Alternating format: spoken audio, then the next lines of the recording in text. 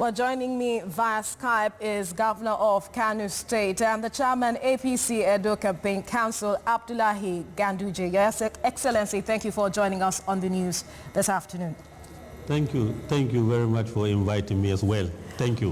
All right, let's begin with a video making the rounds where you made a statement saying that you will isolate Governor Wike, win Edo governorship election before he recovers. Would like for you to expatiate on that. How do you mean?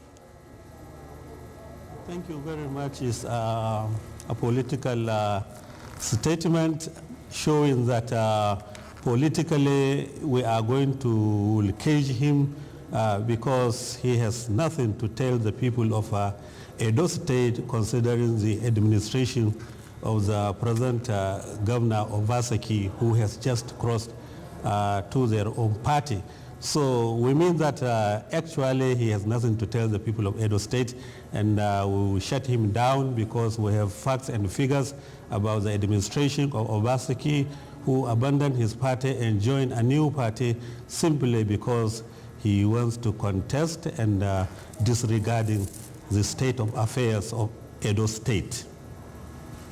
Talking about abandoning parties, you would recall that in 2016, it seems there is a shift on both sides, and there is a statement you also made with regards to this, saying that the PDP accommodated Governor Obaseki because they want to have access to the state's treasury.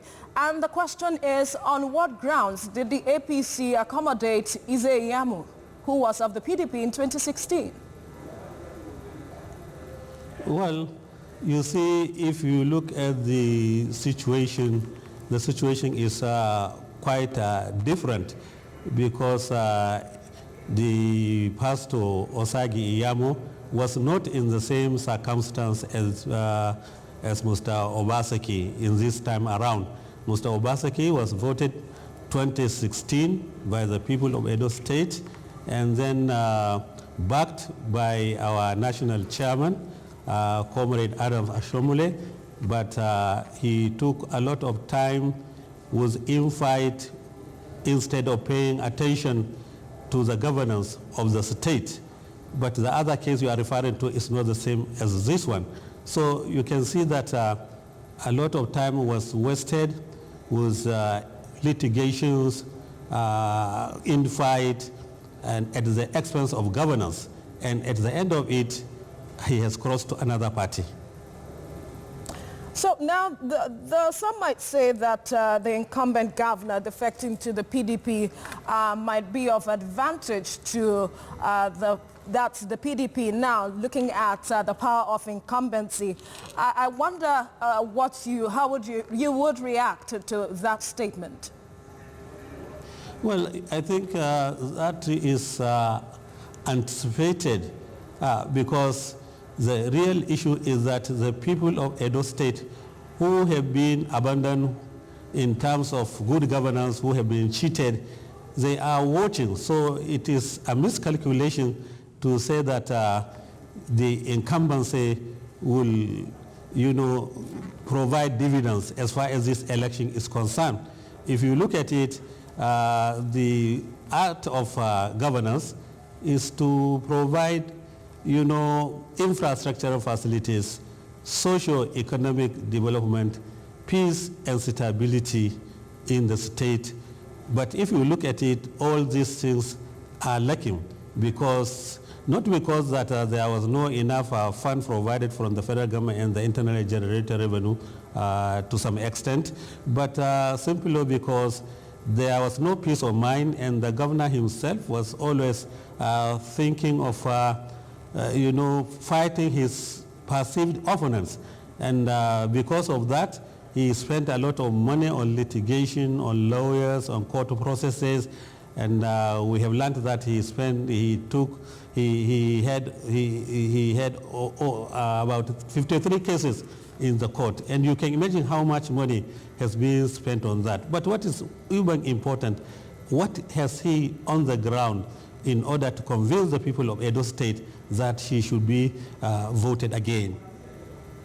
So how do you intend to sell your candidate differently to the people of Edo State since his emergence seems to appear to be on a different platform now? Like I mentioned earlier, he was on the platform of the PDP in 2016 and now he is with the APC.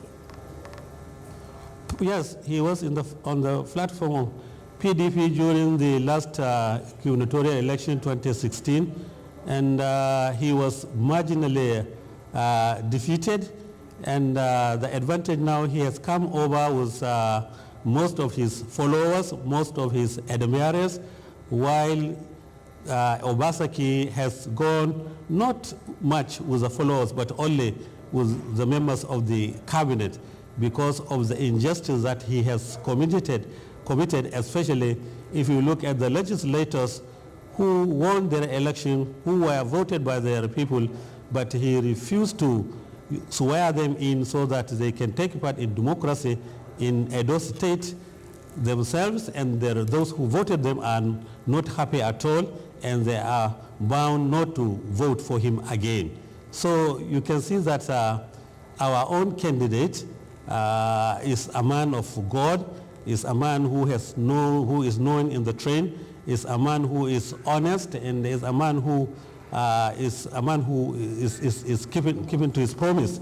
I am sure if he wins the election, he will not behave like Obasaki, who loved the man who put him there with the help of the people of Edo State. Your Excellency, Governor Abdullahi Ganduje, thank you for your time on the news. And moving on, the political